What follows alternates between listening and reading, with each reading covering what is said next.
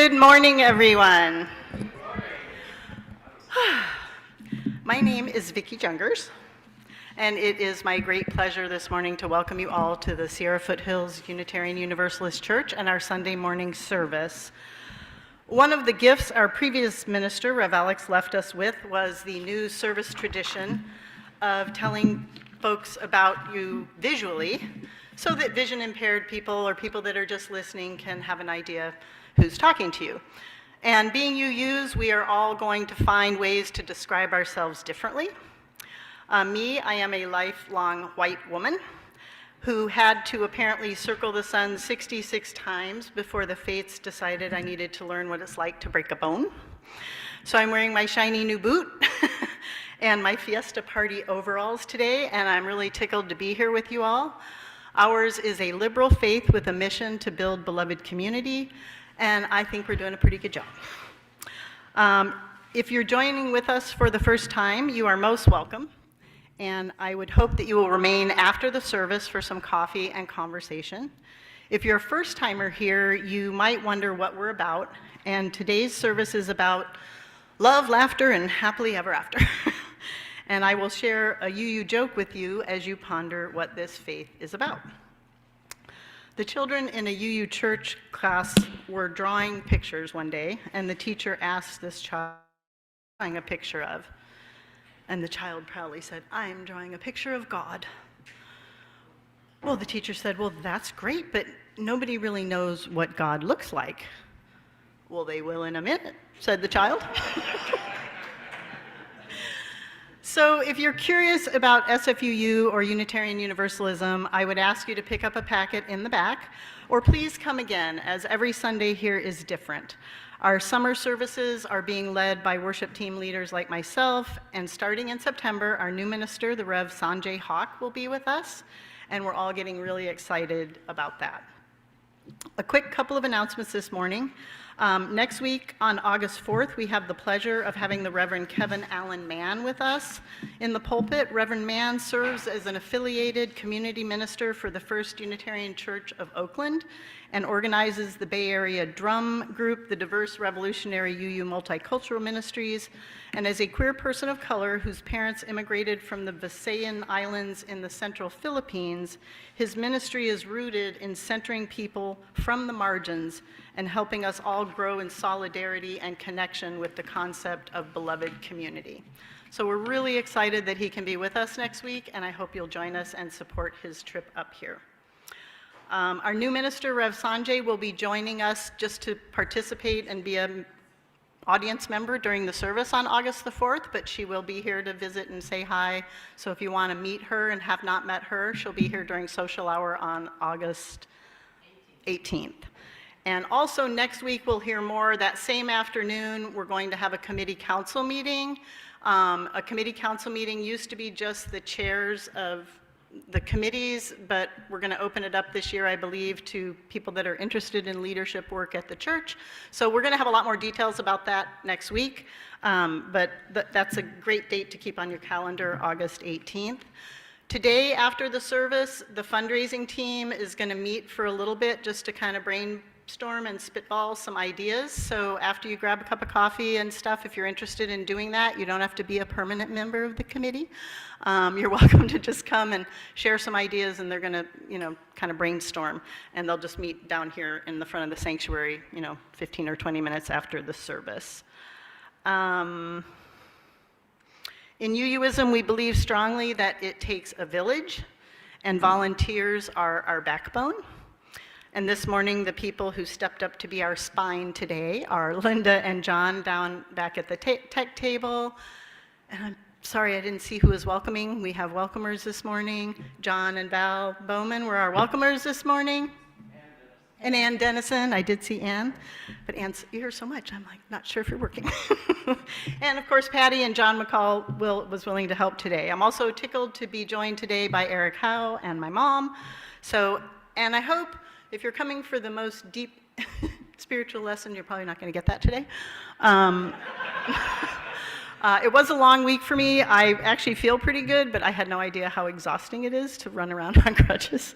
So I had a little bit of challenges getting things done, but I'm super excited. I just had the idea, when I first started to prepare for today, it was prior to President Biden's decision to step out of the presidential race, and a lot of things in the world felt really, really heavy, and the departure of Rev. Alex, and how hot it's been, and I just thought, I think it'd be really fun to just maybe have fun, and just maybe laugh some and have a good time. So that's what we're gonna do today, I hope, because we need laughter, and we always need time to put our cares aside. So I hope you're willing to play with me a little bit and have some fun. And so in the spirit of that, we will light our chalice with these words. If Val Bowman will come up and light the chalice for me. Like a welcome summer rain, may humor suddenly cleanse and cool the earth, the air, and you. Okay, before we send the kids off to class, I'd like them to, I also wanted to mention, today we have a very special person helping us in RE, Jay Bartosh. I had the pleasure of meeting them last year. They're a collage artist. They belong to another church. They knew Rev. Alex, and they helped me create a collage project for our kids during the Coming of Age program. And so I'm tickled, Jay, when I saw your name was there. I was like, yay, I'm so glad Jay's here. So thank you for being here, and the kids will have fun today. So what we're going to do, we're going to do a group spiritual exercise called a laughter meditation. The old saying that laughter is the best medicine might have some truth to it, because there's recent research from Loma Linda University in California that found much lower levels of the stress hormone cortisol is found in people who spend 20 minutes watching funny videos, even compared to people who spend 20 minutes just sitting quietly and meditating. A Vanderbilt University study estimated that just 10 to 15 minutes of laughter a day can burn up to 40 calories. So let's all go on a weight loss trip to a comedy club. And a University of Maryland study revealed that a sense of humor can protect against heart disease. They actually said a good laugh can be compared to a mild workout, as it exercises your muscles, it gets your blood flowing, it decreases your blood pressure and your stress hormones, and it will boost your immune system. So might not spiritually inspire you, but I'm gonna make you healthy today. And the last one was, studies show that children laugh on average 300 times a day. Adults, 20. So here's our meditative exercise. This is an expressive meditation practice that comes from the website spiritualityandpractice.com. And what we're going to do is we're going to raise our arms up into the air and shout Yahoo several times. And then burst into laughter for no reason whatsoever, just start laughing. Now, it might sound weird to feel like you're going to force yourself to laugh. And if you need some help, you can start throwing in some ha ha ha or ho ho ho. And the purpose of this exercise is just to laugh for the sake of laughing, finding that inner child. So we're going to give it a try, and if you think you feel weird doing it, I feel very weird doing it, but we're going to do it anyway. So let's try it. So how about 3 times? We'll throw our arm, try not to hit anybody, throw our arms up and say Yahoo, and Pete Seeger always said, or Arlo Guthrie, can't change the world if you don't say things out loud, so don't be shy. Yahoo! Yahoo! Yahoo!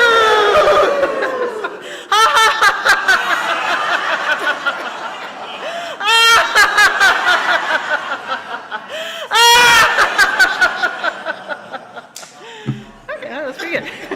Hey, I think we can change the world. All right, so we're going to sing our kids off to class with a little song from The Wizard of Oz.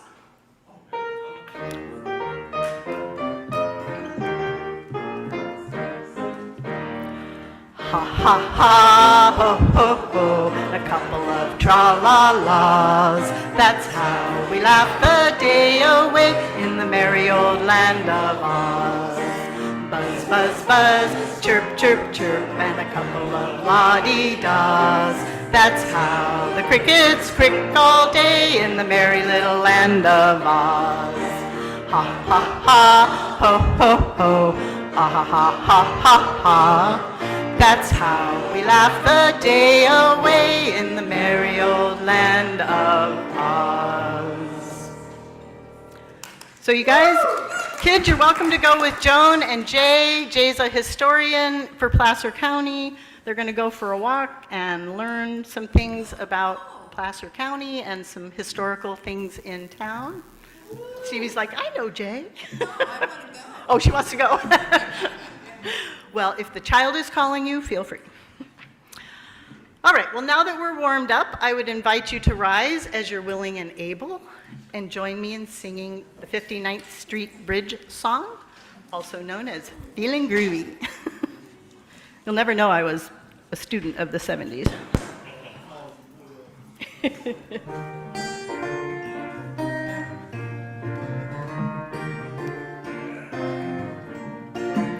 Slow.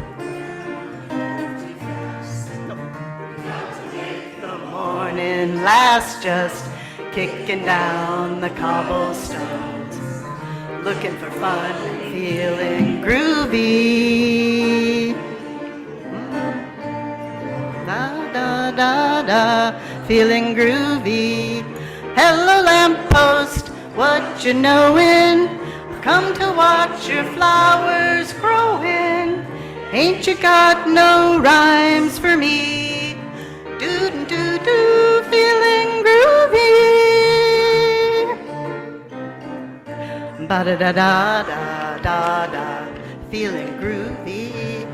Got no deeds to do, no promises to keep. I'm dappled and drowsy and ready to sleep. Let the morning time drop all its petals on me. Life, I love you, all is groovy.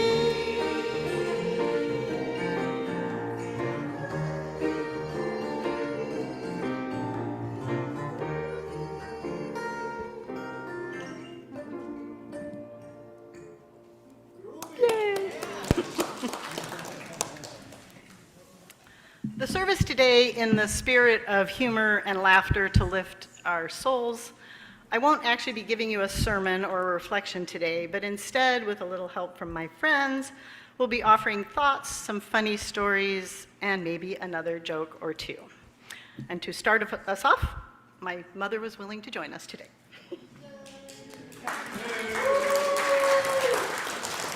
We've been a real pair all week.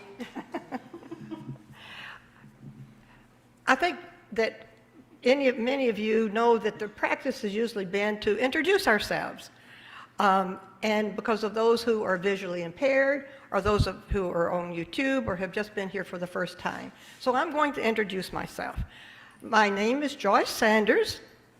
My pronouns are she and her. I am white-haired. I am at the last year of my 8th decade, which should tell you something.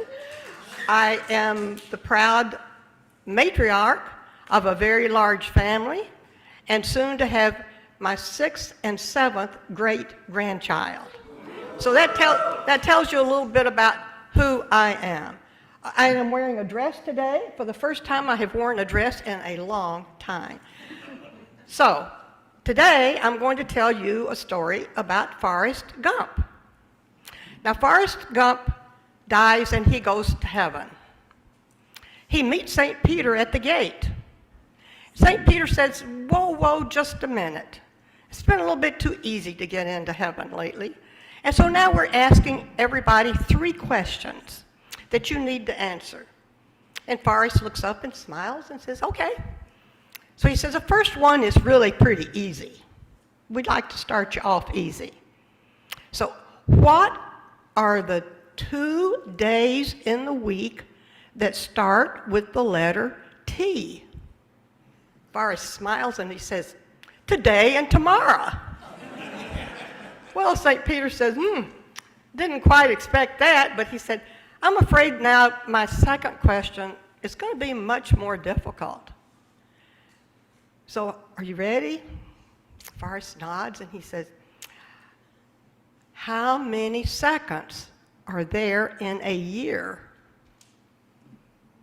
Forrest thinks a little bit and he says, 12. 12? You're telling me there are 12 seconds in a year?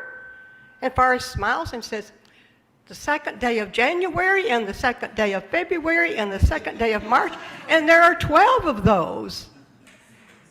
And so St. Peter says, now I'm afraid I'm going to have to ask you a question that nobody has been able to ever answer. And Forrest says, really? And he said, yep. What is God's name? Forrest's face lights up and he said, I thought you said it was going to be hard. I thought everybody knew God's name is Andy. And he says, Andy? Where in the world do you get Andy? He says, and he walks with me and he talks with me and he tells me I am his own. St. Peter smiles and says, the gate is open for you, Forrest Gump. So that's my story.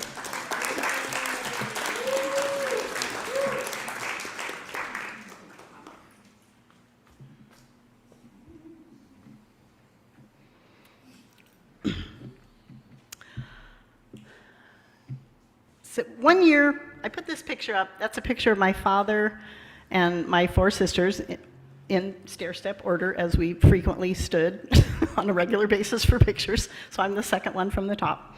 When I was 7 or 8 years old, our family went to a summer camping trip with our Methodist church. And it was really cool because we got to sleep in the wagon. The wagons were the tents that you got to sleep in. And on that camp out, we sat around the fire one night and we learned a song that, and I probably shared this with other people, I'm not sure what it is about my brain. If I learn a song, sing it multiple times, I rarely forget it. So songs stick with me. And I learned this song when I was little, and it sings of the Lord and going to heaven. And it might not be a song that you would think me as an atheist would want to sing, but music is music. And once we had the Sacramento UU choir director, whose name I'm sorry I don't remember, but we invited her when we were at the Bowman School to come up and teach us some more hymns because we only knew a few and we got tired of singing all the same songs. So we invited her up to spend a whole Sunday with us to teach us new songs. And so people came with suggestions and would raise their hand and say, teach us 125 or whatever. Well, somebody recommended one of the songs, and somebody else raised their hand and was like, well, that one's kind of godly. And I don't know that, we really want to sing that one. And this choir director said something I never forgot. She said, well, I understand that. We're in a UU church. She goes, but I'll tell you something. I love the song Puff the Magic Dragon. I love to sing it any time. But to be honest with you, I really don't believe in dragons. I just like the song. So that's how I look at religious music when it doesn't resonate with my heart as far as the messaging goes. That's one reason I love Christmas carols. I don't have to believe in God to enjoy singing a fun or a super lovely song, and it can be just as meaningful and fill my heart, even though the specific message of the person that wrote it might not be the thing that works for me. So I invite you to sit on that when you feel in conflict with certain things, either that you hear here or that you might hear in other places. Think about why you like things, and it doesn't really matter if you 100% believe them. So anyway, this song is called You Can't Get to Heaven, and it's like a campfire song, so it's call and response. So I'll call out the lines, and you'll respond to them first, then we'll sing those same lines through again, and then there's the little repeat chorus. So once we do the first one, and we're only going to do 3, it's super easy. I'll just use this. So it goes, oh, you can't get to heaven in a rocking, can we raise that up? Oh, you can't get to heaven, that's better. In a rocking chair. 'Cause the Lord don't allow no lazy bones there. Now those same lines again. No, you can't get to heaven in a rocking chair, 'cause the Lord don't allow no lazy bones there. Ain't a gonna grieve my Lord no more. I ain't a gonna grieve my Lord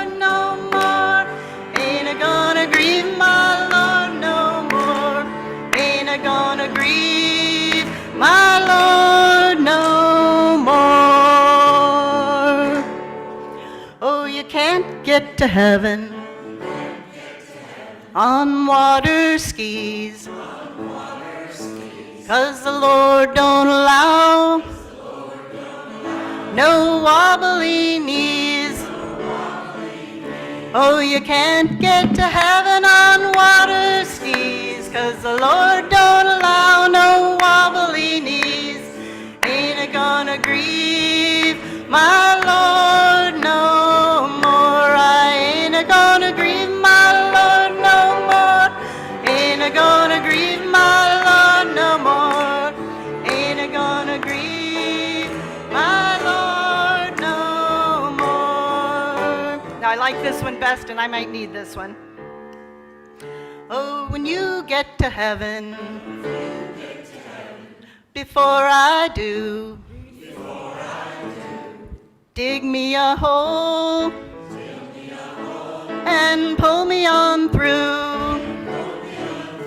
Oh, if you get to heaven before I do, just dig me a hole and pull me through. Ain't I gonna grieve my Lord no more. I ain't gonna grieve my Lord no more. Ain't gonna grieve my Lord no more. Ain't gonna grieve my Lord no more. Thank you for doing that with me.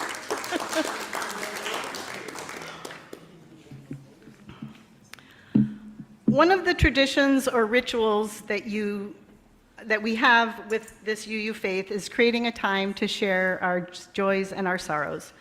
Because we know that when human beings have support during both good times and hard times, our ability to have success in healing or in honoring and celebrating, we are better for it.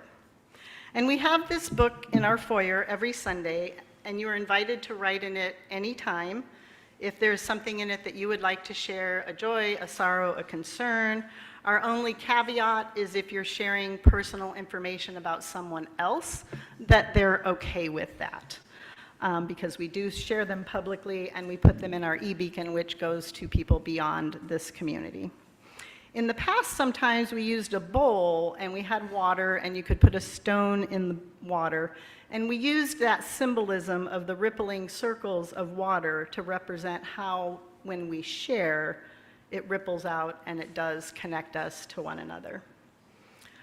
This morning, Amy Evans shared with me her deep sadness and concern for the town of Cohasset that was ravaged by the current park fire.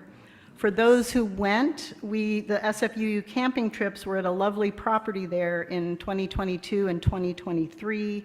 And Amy is grieving for the loss of such a wonderful host and a wonderful place to camp. I did check with Amy. I'm not sure where their new property is. She said their new property is fine. It's not near any of the fires, so they're very grateful for that. But she loves that area and was really grieving the fires. And we share grief and concern for everyone that is part of those California northern fires, and obviously fires anywhere in the world. I share a joy that my daughter is here today. I won't even look at you because she's shy, and we can talk to her later, but I'm really happy that Haley's here. She came out from Denver just for the weekend, so super tickled that she's here. And in our book today,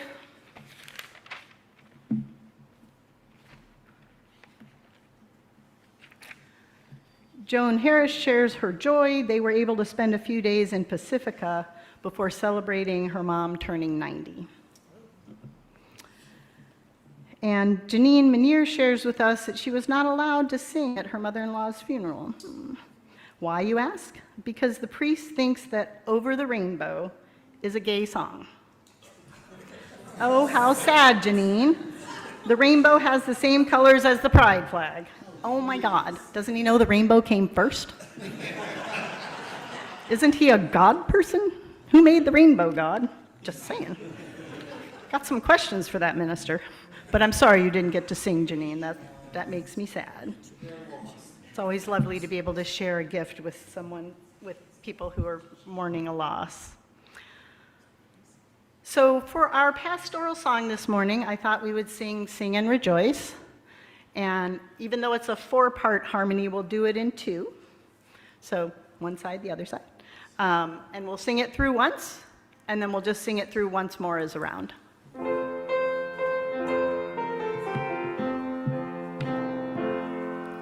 Sing and rejoice, sing and rejoice. Let all things living now sing and rejoice. Let's start on this side. Sing and rejoice, sing and rejoice. Sing and rejoice, sing and rejoice. Let all things living now sing and rejoice, sing and rejoice, sing and rejoice.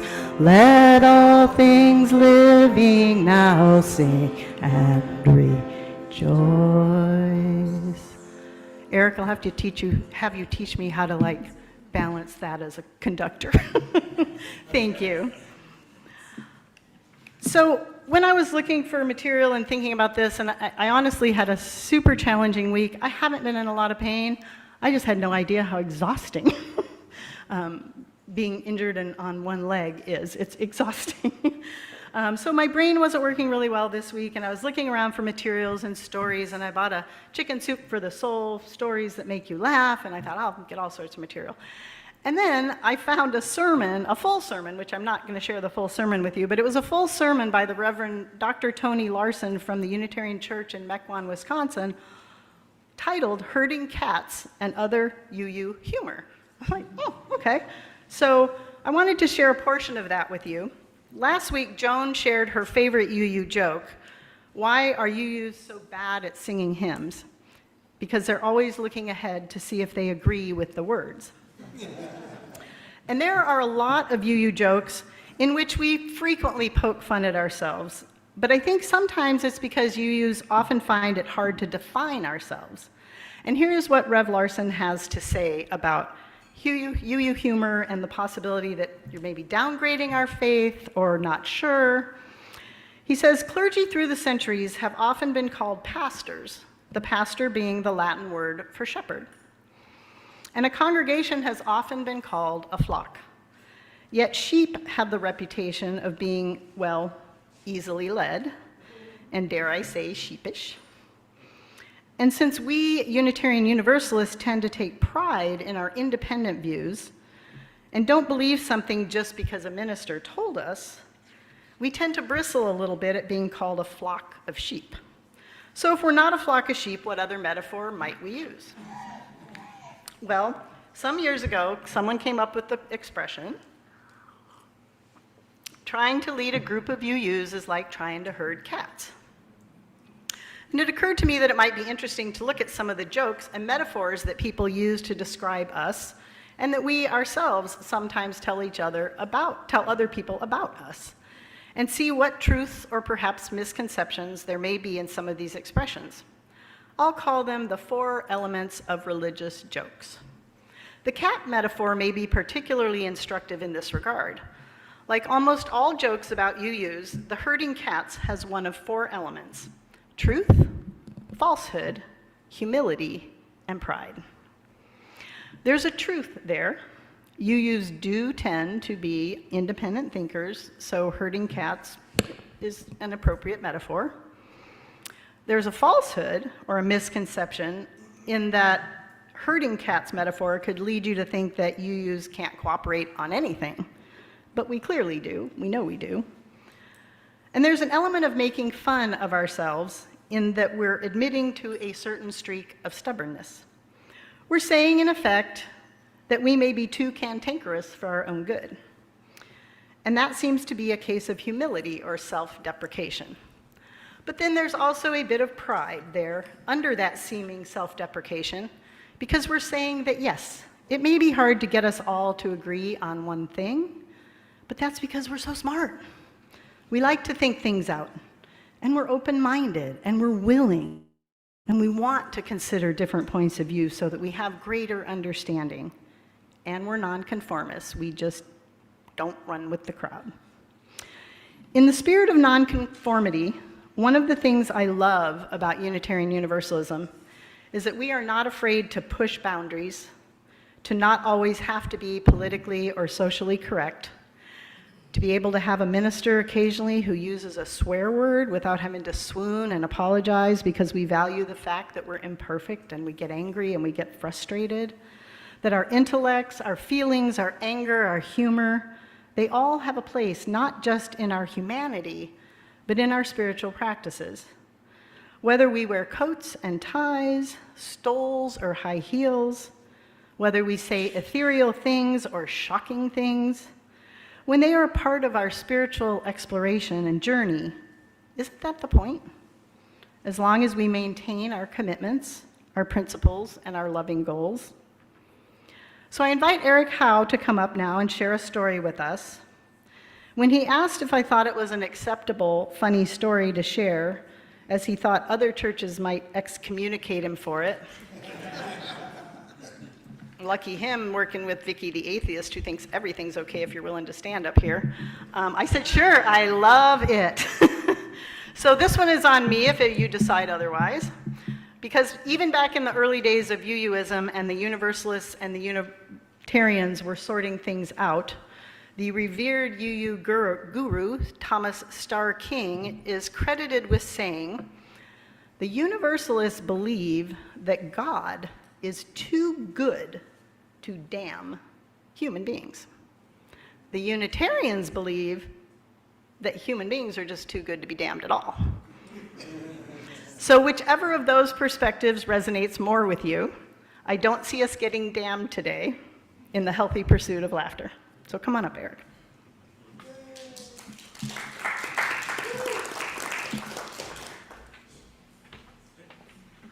Thanks, Vicki. In the spirit of self-introduction, I am almost 6 feet. I used to be 6 feet. I am, as of today, 2 months short of my 70th birthday. I'm blonde and white, and I'm wearing a checkered shirt and navy slacks. Might use the mic a little bit more. Can you guys hear okay? You hear me okay? I rarely have trouble being heard. Oh, all right. This is a story that was sent to me by a friend. As a joke, my brother used to hang a pair of pantyhose over his fireplace at Christmas. He said all he wanted was for Santa to fill them. What they say about Santa checking the list twice must be true, because every Christmas morning, although Jay's kids' stockings were overflowed, his poor pantyhose hung sadly empty. One year I decided to make his dream come true. I put on sunglasses and went in search of an inflatable love doll. They don't sell those things at Walmart. I had to go to an adult bookstore downtown. If you've never been in an X-rated store, don't go. You'll only confuse yourself. I was there an hour saying things like, "What does this do? You're kidding me. Who would buy that?" Finally, I made it to the inflatable doll section. I wanted to buy a standard, uncomplicated doll, one that could also substitute as a passenger in my truck so I could use the carpool lane during rush hour. Finding what I wanted was difficult. Love dolls come in many different models. The top of the line, according to the side of the box, could do things I'd only seen in a book on animal husbandry. I settled for lovable Louise.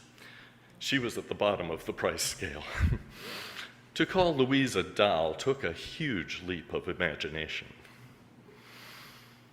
On Christmas Eve, with the help of an old bicycle pump, Louise came to life. My sister-in-law was in on the plans and let me in during the wee morning hours, long after Santa had come and gone. I filled the dangling pantyhose with Louise's pliant legs and bottom. I also ate some cookies and drank what remained of the glass of milk on a nearby tray. I went home and giggled for a couple of hours. The next morning, my brother called to say that Santa had been to his house and left a present that had made him very happy, but had left the dog confused. She would bark, start to walk away, then come back and bark some more. We all agreed that Louise should remain in her pantyhose so the rest of the family could admire her whenever they came over for the traditional Christmas dinner. My grandmother noticed Louise the moment she walked in. "What the hell is that?" she said. My brother quickly explained, "It's a doll." "Who would play with something like that?" Granny snapped. I had several candidates in mind, but I kept my mouth shut. "Where are her clothes?" Granny continued. "Boy, that turkey sure smells nice, Gran," Jay said, trying to steer her to the dining room. But Granny was relentless. "Why doesn't she have any teeth?" Again, I could have answered, but why would I? It was Christmas, and no one wanted to ride in the back of the ambulance saying, "Hang on, Granny, hang on." My grandfather, a delightful old man with poor eyesight, sidled up to me and said, "Hey, who's the naked girl by the fireplace?" I told him she was Jay's friend. A few minutes later, I noticed Grandpa by the mantel talking to Louise. Not just talking, but actually flirting. It was then that we realized this might be Grandpa's last Christmas at home. The dinner went well. We made the usual small talk about who had died, who was dying, and who should be killed, when suddenly Louise made a noise that sounded a lot like my father in the bathroom first thing in the morning. Then she lurched from the pantyhose, flew around the room twice, and fell in a heap in front of the sofa. The dog screamed. I passed cranberry sauce through my nose, and Grandpa ran across the room, fell to his knees, and began administering mouth-to-mouth resuscitation. My brother fell back over his chair and wet his pants. Granny threw down her napkin, stomped out of the room, and went to the car. It was indeed a Christmas to treasure and remember. Later in my brother's garage, we conducted a thorough examination and found the cause of Louise's collapse. We discovered that she had suffered from a hot ember to the back of her right thigh. Fortunately, thanks to a wonder drug called Gorilla Tape, we restored her to perfect health. Louise went on to star in several bachelor party movies. I think Grandpa still calls her whenever he can get out of the house. I hope that every time you see stockings hung by the chimney with care, you think of me and this story.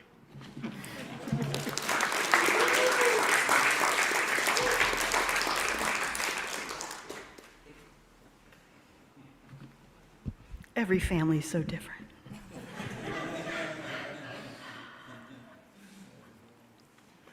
One of the many fabulous things about UUism is we're like families. Everyone is unique, every family is unique, every UU is unique, every UU family is unique, because we embrace and enjoy our differences and our diversity.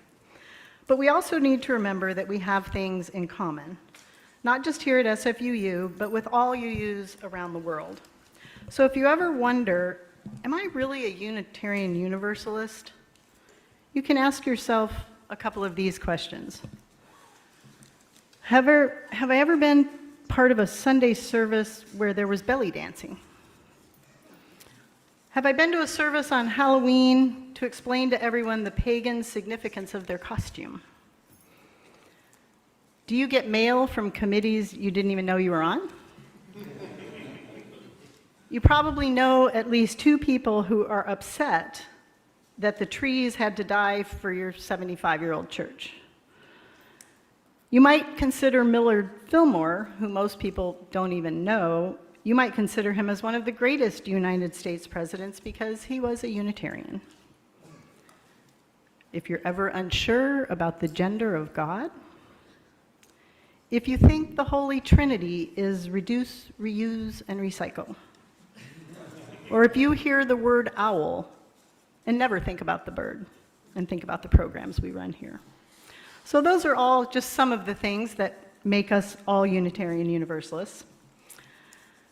This morning, as we prepare for our offering, I went to look for when people put together services and you work with other people, there's two things people say: please don't make me do joys and sorrows, and I really don't want to do the offering. So a lot of times I try to look for other content, so we're not always hearing the same thing. And this one says, leaders, both volunteers and staff members, we all work diligently throughout the year to be careful and attentive stewards of the congregation and its funds. We all attend countless meetings, reports, have documents, budgets are necessary to maintain the health of your church, especially one that has endured for many generations. We depend on our tools and on our teams to track where every dollar goes, and our teams do just that. But the gifts you make weekly, during the weekly offering, or through your annual pledge, they represent far more than lines on a spreadsheet. Your contributions are tangible commitments to the mission and vision of SFUU. Each time you give, we renew this commitment, and as a result, your support is entwined with everything that we believe and all that we do here together. That is its own special gift. As part of our ethic of generosity in this church, we also split our monthly collection with a local community organization, and this month it is Growing Peace Camp. Their camp starts in August. We've already given them, Auburn Temporary Housing, Temporary Camp. Peace Camp came up because we gave them their money. And just to let you know, Peace Camp is sometime in August, and is it this week? Oh, it's this week. And this church donated almost $2,000 in support of Peace Camp. So there's going to be a lot of support for Peace Camp this year, in part because of SFUU. So this month is the Auburn Temporary Camp, run by the Gathering Inn. And as always, you can choose where your money goes. You can designate that all of it goes to Share the Plate, all of it to SFUU.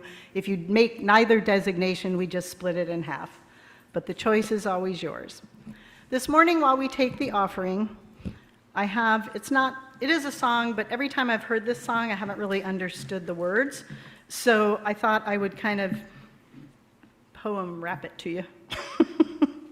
So while the offering is taken this morning, you guys can go ahead and start the plates. I have a poem for you called I am the very model of a modern Unitarian. I am the very model of a modern Unitarian, far broader than a Catholic, Hindu, Jew, or Presbyterian. I know the world's religions and can trace their roots historical, from Moses up to Channing, all in order categorical. I'm very well acquainted, too, with theories theological. On existential questions, I am always wholly logical. About most any problem, I am teeming with lots of views. I'm full of fine ideas that should fill our empty pews. I quote from Freud and Jung and all the experts psychological. I am anti-nuke, I don't pollute, and I'm chastely ecological.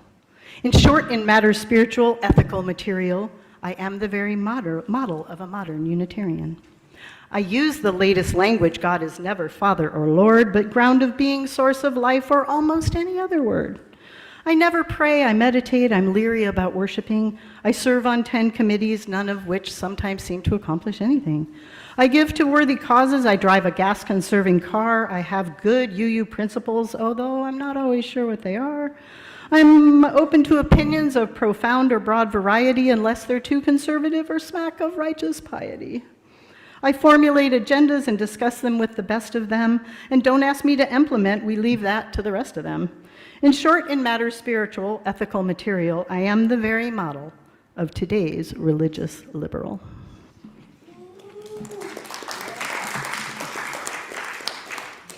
I've heard it sung a number of times, and it's always hard to understand. We want to hear it in song next time. Well, it's a hard song. They sing it to something from HMS Hennifer or something that's really tricky. It's not like row, row, row your boat. So we'll sing row, row, row. No, just kidding. So consider laughter an instant vacation. The most wasted of all days is one without laughter. Laughter is the closest distance between two people. From quiet homes and first beginnings out to undiscovered ends, there's nothing worth the wear of winning but laughter and the love of friends. And I chose for our closing hymn one of my favorites. Patty's going to play it at a nice brisk beat because it is typically played at a slower dirge-like beat. And we're only going to sing verses 1 and 4 because it is a long song, but it is absolutely one of my favorite songs. We don't have a lot of funny songs in the hymnal, but I thought this was a great song to end for us today. So if you want to rise as you're willing and able.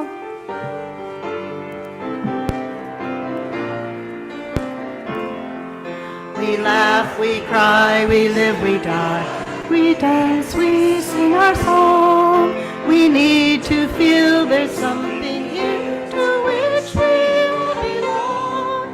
We need to feel the freedom just to have some time alone. But most of all, we need those friends we can call our very own. When we believe in life and in the strength of love, and we have found what we need to be together. We have our hearts to give, we have our thoughts to receive. When we believe that sharing is the answer. We seek, we lose, we plenty see the questions of this life. We seek to build an end to all the ways of human strife. We search for truth, equality, and blessed peace of mind. And then we come together here to taste of what we find. If we believe in life and in the strength of love, and we have found what we need to be together. We have our hearts to give, we have our thoughts to receive, and we believe that sharing is the answer. So if you're comfortable holding hands with the person next to you, we'll speak together our closing words. As we go forth, may we carry the flame of love and peace with justice until we meet again. Blessed be. Thanks all for coming.